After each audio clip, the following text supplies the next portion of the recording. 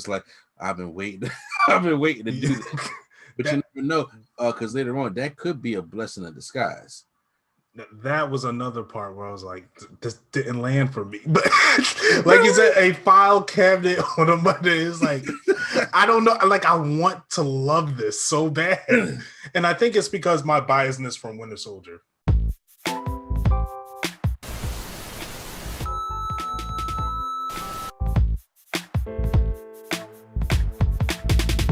What's going on, YouTube? It's Sensei, place me children, Mr. A&D, and the anime hero swag on zero. Back with another TV experience here, episode 2 of Falcon and the Winter Soldier. So, hey, man, I was sitting there wondering, like, I don't know how they're going to try to do stuff from WandaVision, but I'm like, hey, they go in a direction that I'm liking. So, right now, you know how we do this thing. We're going to go over real quick how we enjoyed the episode before we go into the full breakdown of it. So, Swag, episode 2, how'd you feel about it? Episode 2 was a good episode. There was a lot of deep diving that I didn't think they were going to dive in, but they didn't dive too deep into it. So I was hoping, I'm like, you're in the water, just swim. Just swim. The action was okay. I thought the action could have been better. You want that Marvel movie action? I just wanted something better than what we got. This seemed it felt like one of the Netflix shows. To me, it didn't feel like a Marvel production, I guess. Whoa, okay. Like I was just like, something's missing in these fights, and I don't know what it is. I just feel like it's off. Okay. Now, the show was good. However, so far, this is feeling like James Bond to me. Now, if you don't know, I'm not a big fan of James Bond. Okay. And this is going in that trail where it's like, I wanted to bring me back. Right now, it's got a hashtag give it a chance, but I wanted to bring me back. Wow, was not ready for that. It's not a bad episode. Everything in the episode was pretty good, but it's just not. It's like going to a new restaurant, and you're just like, I taste this before. Ooh, okay. I have to strongly disagree with Level Zero here because I think this episode really shot out the water because this episode right here showed that the writers actually read comic books before because it has been revealed that one of the writers on WandaVision did not read the comics at all. And that's why fans are a little bit pissed off by their payoff. But the way that they're bringing first of all, they're bringing the social commentary and they're bringing the stuff from a lot of deep cuts from the comics into the series to the point where there were things that were said that helped, I don't want to say justify Cap in his actions, but it made me kind of respect him and almost kind of Bucky a little bit. Because you know me, I'm never on Team Captain America at all. Right. But yeah. I can understand when Marvel does a good thing. And I was like, because I was wondering what is going to be able to hold this show since we don't have any kind of the, sorcery and stuff like that like we did in WandaVision and with the old TV show and TV show feels. But this one right here, I was like, okay, we're going into a path that I didn't think it was going to go down to. My only fear is they don't have enough time to develop any of this. There's only 6 episodes. Yeah, we got 4 episodes left. You know what I'm saying? I was like, that kind of scares me. So yeah. But I give it way higher than hashtag give it a chance. I'm gonna go like a very high B, low A. I don't want to say damn near perfect yet, but it's in that A- B+ range for me. And I think this is the best episode that we got so far. And I mean, I explain why when we get into the spoilers, which is right now. So if you guys have not seen Falcon Winter Soldier episode 2, make sure you guys go watch it, come back and check out our spoiler breakdown for what we have it here. So Falcon and Winter Soldier starts off with we have John, what's his last name?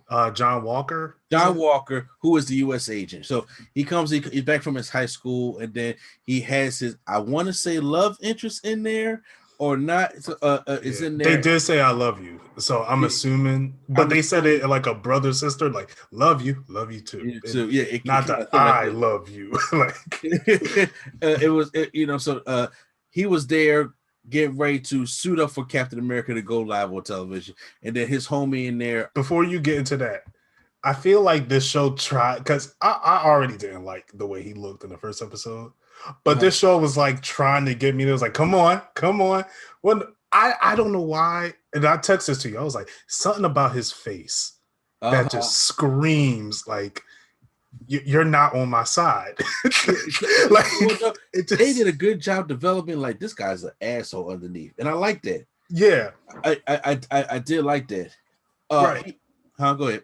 I was gonna say, like, I already from the gate don't like him. Then it's like, oh, this is a black love interest. He got a black best friend. I was like, what are y'all trying to do? Bro, we ain't done yet, because after his black best friend, what was it, Lamar Hoskins comes in, who we gonna find out later is going to be the character of Battlestar. Mm-hmm. And no one asked for him. No, literally, no one did. But as we get into the show, I'm like, first of all, I like how Marvel overlays the opening with different kind of things, opposed to this usual theme. And I like that he had the band playing, the HBCU band just saying, I'm just, I was looking like, my wife came in and was like, what's this HBCU band playing over for Captain America over? And I was like, oh, you know what? They were illustrating that, no matter which side of the field you're on, no matter what color you are, they are still representing Captain America, because they don't really, the public don't know the secrets behind all this stuff. Right. We got a new Captain America who appeals back to his old high school in Georgia. I'm like, my God, are we really just pulling out the headlines right now? You're like, he's all, come on, he one of y'all. I said, we must be really pulling out the headlines here. So he goes and talks about him being the new cabinet, and that he's trying to be humble, but they go down his list of achievements that he has done and why he is qualified to be the new Captain America. The best part is Bucky's reaction on the floor, sitting there just like, right. Who? Now, I'm not gonna lie, he did throw the shield pretty good. I can't knock him for that. I was like, dang, that was a good throw. He threw the shield pretty good, but he caught it even better. He was like, I was like, okay, don't make me like him. Okay, that was okay. That was pretty smooth. Don't make me like him. So as Bucky's watching it, he goes to find Sam. So finally we get the connection between him and Sam. And he was just like asking the question why everybody's asking, why'd you give up the shield? Mm-hmm. And he was just like, look, man, it wasn't for me. And what am I supposed to do? Call America and say, I'm sorry, I want to give the shield. I want the shield back and everything like that. And then he said, but look, I got bigger business to go handle. I gotta go find out about these flag smashers, because they're part of the big three. The big what? They might be a part of the big three. What big three? The big three. What big three? Androids, aliens, and wizards. That's not a thing. That's definitely a thing. No, it's not. The big three, aliens, androids, and wizards. And he said there are no wizards. He said, Dr. Strange is a sorcerer. He said, because sorcerer is just a wizard without no hat. And I was just like, and he brought the nerd thing about the Hobbit. We fight one of the three. So who are you fighting now, Gandalf? How do you know about Gandalf? I read The Hobbit in 1937 when it He's first like, I read The Hobbit back in 1937 when it first came out. Now, I did a little research on that because I wanted to see how accurate it was. The Hobbit came out in 1937 in London and didn't come to US until a little bit time ago. Like, they pushed it back, the US release. So he had to go to London to get the book. So I think that just brings like a tad bit nerdiness to about to say, or he was probably already in the war travel, like, I need that book. Because Lord of the Rings didn't come out to the 50s. Yeah. Because people forget that the Hobbit was first before Lord of the Rings. Like wait till he meet Thunder Ross' son, Agent Ross. You're like, wait a second, I know that face. Yeah, well, they're on their way to Germany, and then we see them on the plane, and then he was like, so what's the plan? Falcon does Iron Man, like, just jumps out the plane while I've been telling him nothing like that. And he was like, do you need to shoot? Well, we're only 200 feet high. So he just says, no, I don't need it. Takes off the vibrator arm, jumps down, and tries to grip onto the trees, don't work. From this scene on, I enjoyed the chemistry between these two. Mm-hmm. I enjoyed the buddy cop asterisks of it. I even like when he said when he was going to sneak in to look at the flag smash, he was like, oh man, you had a little bit of time in Wakanda. Would you think you White Panther now? He says, actually White Wolf. He's like, what? Wait, hold on, you go to Wakanda to get a nickname? I liked some of the chemistry. I didn't like all of it. I don't know what it is about this scene that's I think what it is you don't want to blame Bucky, you want to blame Sam, don't you? But you don't want to sound like you no. Because Bucky had some jokes where I was like, that just didn't land. Well, look, remember on our last talk, I told you that Bucky got the personality of a file cabinet on a Monday. Yeah, that's true. So that's I'm true. like, what you see is what you get. Okay, when it comes to one part I did laugh is when he was like, oh, you going stealthy and stuff, and then Sam just came up behind him. He was like, oh, hello. I thought that was funny. I was like, how did Sam get there? How did Sam sneak up on an assassin? Exactly. So that's it showed that Falcons get a lot better. So I like if you pick up these little clues of why he should be Captain America and not Black Captain America. I'll get to that when we get to that part. So we obviously go and have a good JC. Winter Soldier goes and runs out to the truck. And at first I was like, he's gonna open the truck. We don't see somebody driving right behind him. He don't see this. He's gonna try to stop this. Well, because I was saying the same thing. The homegirl that was in there, and she turned out to be part of Flag Smashers, and she hits Winter Soldier, who, by the way, God, please forgive me, her name is something because they gender swap who Flag Smasher is in the comics.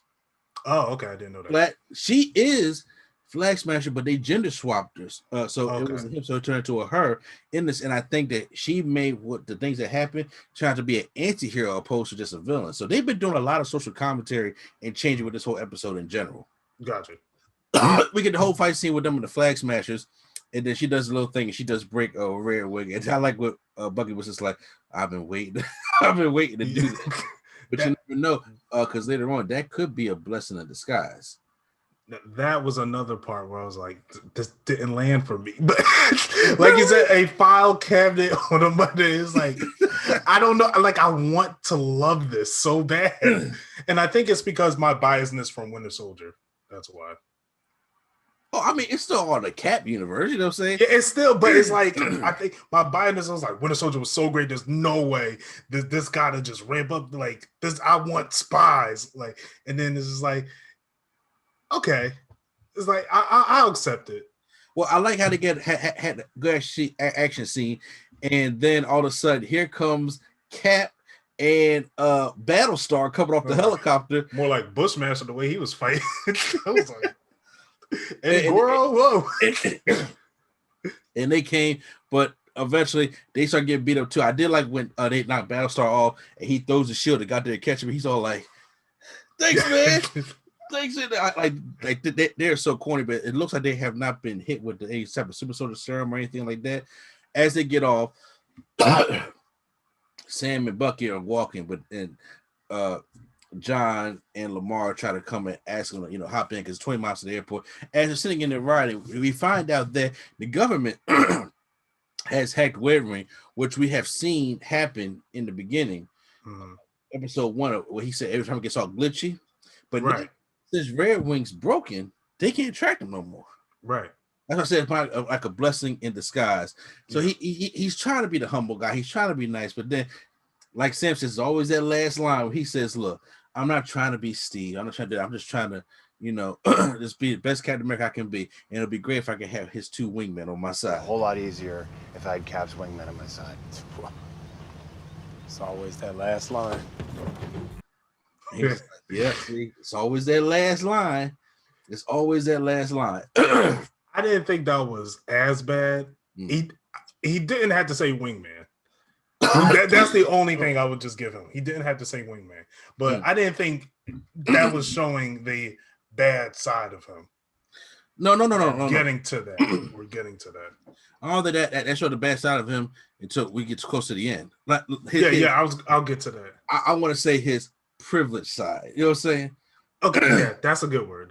Yeah, that's what it was shown. So we go and see the this empty, abandoned safe house that the Flag Smashers are going to, and then they are at they got from the people around them calling them Robin Hood and basically like what they're doing. But the homegirl gets a text from this private number, who turns out that everybody's like, well, who's this private number from?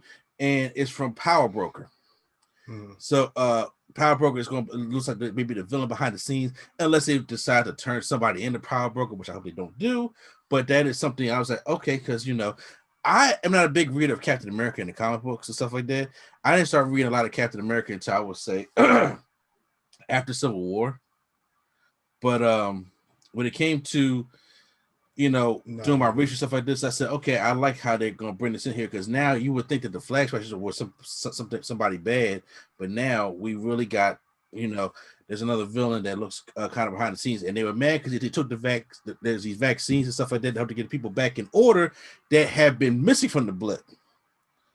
So also will come back. They're trying to help the people, I believe, that are still here, because it's a lot of confusion, which I like. Chaotic nonsense that nobody really was touched on. When they go back on the plane, Bucky tells Sam that we need to go steal that shield, but then Sam tells him, you know what happened last time we stole that shield? We was on the run for 2 years. That's right. I don't want to be living the Villa Loca anymore. So he said there was in some Hispanic country continent. But then he says, well, look, I got something I want to show you. And I was like, okay, well, what's that going to be? We go to Baltimore, Maryland, and then we go up. There's a nice exchange, which a lot happens in the Black community, which I'm glad Marvel kind of addressed it, because they know a lot of people are going to be saying this about Sam, and that's not the true case. He was just like, Black Falcon! It's just Falcon, kid. My daddy told me it's Black Falcon. Because I'm black and I'm the Falcon? Well, technically. So are you like Black Kid?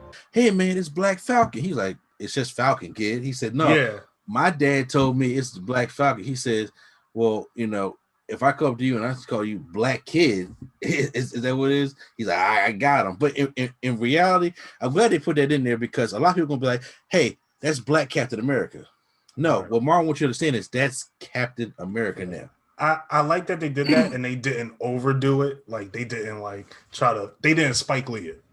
I knew you were going to say now that. remember, kid, when it's like, oh my God, like he just, I call you Black Kid. Oh man, you got me, and then just moved on. I was like, okay, that was a great little thing they did, and just moved on.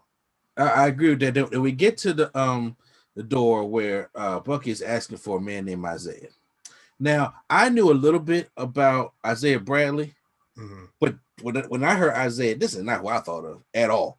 To be completely honest with you.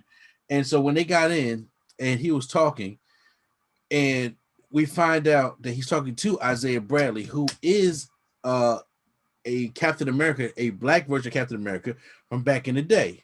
Yeah. And he said, I brought you here because I wanted to see if you had a little bit of your arm left. I'm like, whoo, can I see an episode of Isaiah Bradley versus Winter Soldier? He just chopped half that arm off.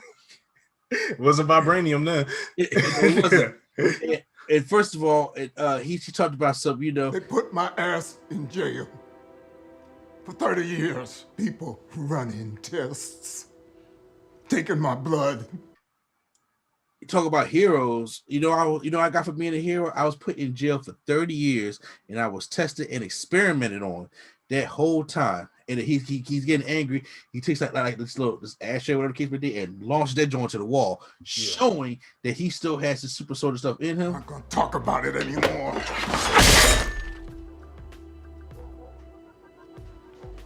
And wants him to get out of his house. Sam looks horrified. Before that, that actor needs an Emmy. That was I felt every single emotion, and I was like, okay. Oh, he had what they call rightful anger. Okay, I was like, go ahead. By the way, he plays Martian Manhunter on Justice League, I believe. Oh, he does?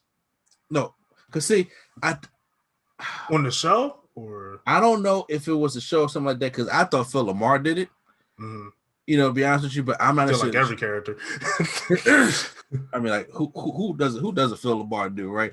But I gotta make sure I go do my research on that. It turns out that his grandson, that's Patriot, is Elijah Bradley, who will become the Patriot. So there's no doubt in my mind.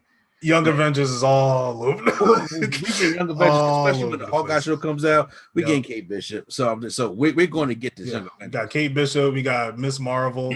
Apparently, Miss America is going to be in Doctor Strange. So okay, it's just all, and I think Riri Williams has been cast. So they're just throwing everyone. They're gonna dot the Young Avengers, and I think it's gonna be dope. Honestly, I like to see Young Avengers as a TV show. I would too. Because I don't know how it's gonna sell in a movie. I mean, maybe the A Squad for the women we can do pretty decent, but I don't necessarily know how that's gonna probably go. But I mean, but still, it's great to see that in the future. First of all, this is a I like how they put it in from a little history. Back during World War II, they did a lot of experiments on African Americans with different kind of gas masks and stuff like that, which killed and harmed and permanently disfigured a lot of African Americans back then, even to the point where they had to do a public apology for that. Even though they didn't mean it, but still, it was a lot of things like that. So they kind of incorporated that all along with the comic book story as well, where after Steve was frozen in the ice, they were making more super soldiers to try. And it had a black Captain America. And because everybody keeps asking the question, like, yo, Cap ain't come and said the civil rights movement. I'm like, well, one, he was frozen. If you go back in time, I don't know if he had it, but whatever the case may be.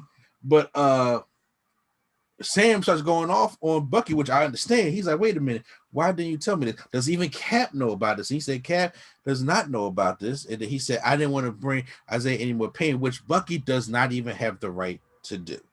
In other words, he could let Isaiah know that him and Cap could have met him because he knew that Cap would help him out. Right. And they could have probably been a team, couldn't stop none of them on that front. And he said, and I think this is one of Sam's fears that I don't think that they have touched just yet in the episode, but I think with the way the social commentary is going, I think they are going to touch it because it ain't just about him taking the mantle from Steve. It's about him being a black guy.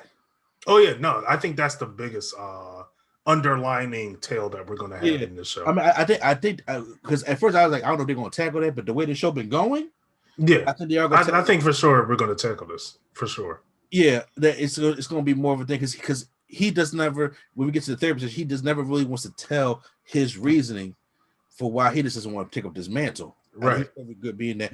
Speaking of which, we have the cops that come and we get even more social commentary of how this stuff really goes. And just all the people in the neighborhood just looking like, well, here it goes. But we want to alert. And it's a shame that it's happened so much because he was saying, let me see ID. He said, I don't have ID. You know what I'm saying? Look, this is my ID right now. And then it shows like the time difference between Bucky and Sam as well. Because Bucky's like, just show him your ID. It's like, no, what do I got? Like, Bucky's just going to follow the rules. He's an old guy. So he's like, yo, just listen to them. They just want to help. But he kind of, I mean, I think Bucky was hip to the game. I'm not going to give him that much as credit, despite how I feel about Winter Soldier. But he did peek over and say, yo, those are Avengers. And once again, this has been a commentary saying that there are a lot of African Americans who are celebrities who do have a privilege also. Because like, oh, so since I'm a celebrity, you're not going to harass me? Right. My people still get harassed. But after that, he was like, well, we're here to arrest Mr. Barnes because he missed a therapy appointment. So they go and they take him in because Sam was like, well, he's been part of all this about the president. He said, no, these are mandatory therapy appointments he has to take. When they go back to the jail, we see that John comes out and as just very dickish way, just shows that he bailed him out, type way. So they go into therapy, and I thought this was one of the best scenes in the show, where after we get the whole staring contest stuff, and I was like, okay, we can move on from that. I agree with you on that part. But we finally get in there, and she asks Bucky, "Why are you so angry at Sam?" And he has a passionate answer of, "Why did you give up that shield?" Yeah. And then Sam's like, "Why are we going back to this?" He's like, "No, Steve picked you to take on the mantle, okay? And if he said if Steve is wrong about you, then that means he's wrong about me." That was a good line. That was a great line. That meant a lot because we seen everything Steve did for Bucky. Right. And you have heard me on this channel or different kind of podcasts criticize how I feel that Steve does not treat Sam in the same light. Right. But once again, underlining, it looks like he did treat Sam the same way. Because remember, I always pick Rhodey and Tony over because Rhodey gonna put up with Tony's shit. Okay, so and Sam was just like, I'm whatever you say, Captain America, type like that. But Sam obviously he says, why won't y'all just understand that I just want to go to mantle? But which I think is that underlining thing that we're going to probably get maybe episode 3, episode 4, where he's just like, I don't think, let's just be real. I don't think America's not ready. It's not ready for America's a black African, for a black black Captain America. Yeah. And I think they got to hit on that. They really got to hit on that. It'll be a waste of, okay. Y'all were mad at Mephisto. So what? Mephisto wasn't even really teased in the show. This is teased. So if they don't do it, then that's an issue. Well, some of these payoffs got to come because first I'm like, this can't be the last time we see Isaiah Bradley. I don't think so either. This can't be the last time because especially after everything he's been through, you know what I'm saying? And once again, that is something that will scare Sam also because you got this black hero out here. They don't look at us as heroes. Right. You know, it came about him and experiment him. It's going to be a lot of stuff that he's going to get. So I appreciate Marvel for going down this road for being bold to even do that because you got to tell a good story. You got to tell it the right way. Right. When they get out of prison, we see that John and Lamar are sitting there playing on the police, you know, there to get their attention. And he was letting them know that, look, we need to go ahead and handle this thing together. He said, no, y'all work for the government. We kind of free agents. So we kind of go anywhere we want to. He said, fine. If you're not going to work with us, then you stay out of our way. That dark line came out of nowhere for that situation. Yeah.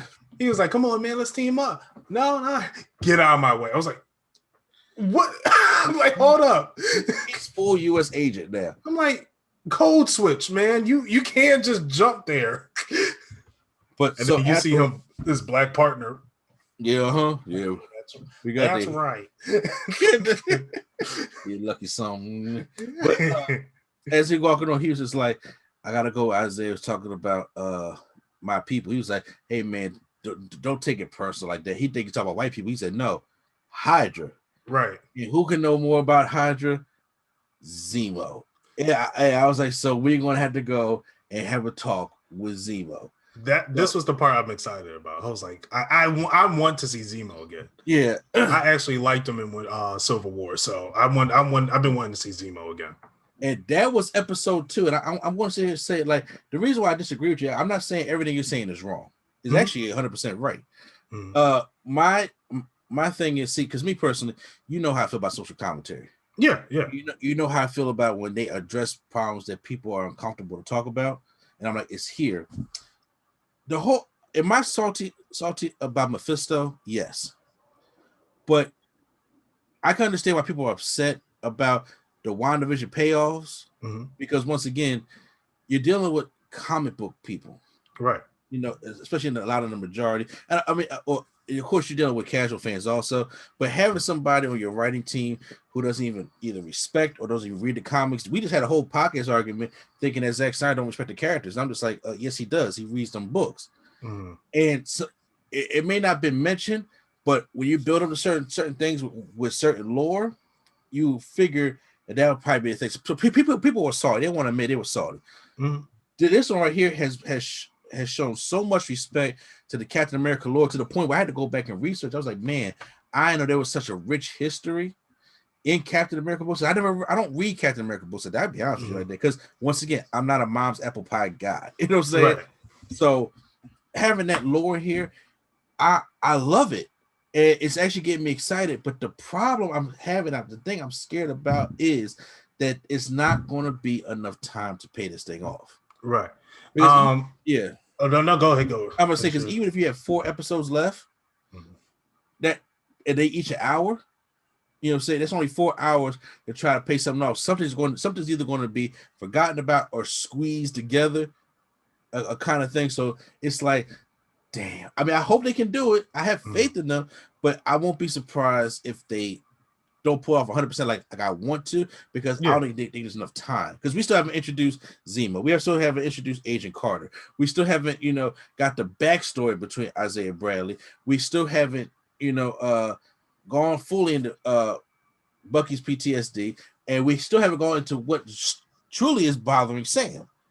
There's a lot of things that we had to cover, and then we still had to figure out who the true villain is. Is it Zemo? Is it the Power Broker, which you haven't introduced yet? Thunderbolt Ross, the Flag Smashers? What's going on? There's a lot to cover in only 4 more episodes. Right. Now, with that being said, there's still a lot of stuff that gets jam-packed within these episodes. That does feel spaced out. The pacing in this episode was great.